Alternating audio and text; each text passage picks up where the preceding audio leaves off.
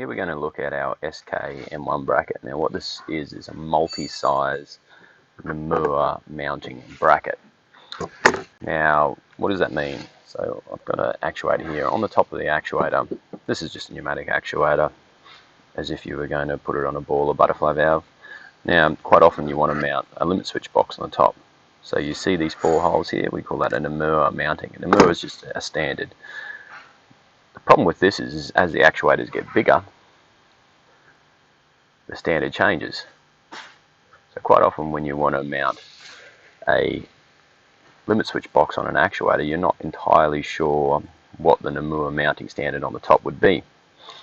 So you buy your limit switch box and you find out your actuator actually spans in between one standard to the other, so your mounting bracket doesn't mount up.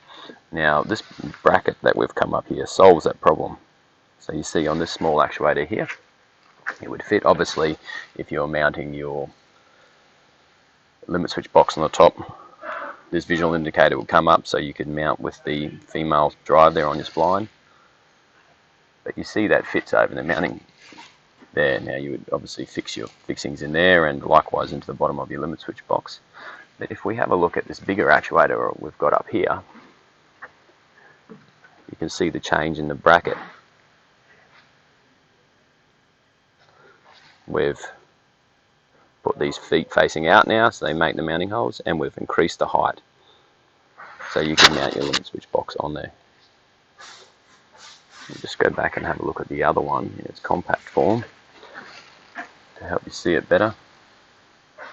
You can see on the side we've got another set of mounting holes, so you invert those feet of the bracket outwards, which will be this part here, and then you take the screws that are on the side that are tapped into it and you move them up, so the height increases as well as the width. It's a great thing to have, especially when you're out on site mounting limit switch boxes to actuators or gearboxes, whatever you're mounting a limit switch box to. They're really handy to have because you can have, with the one bracket you can cover multiple sizes.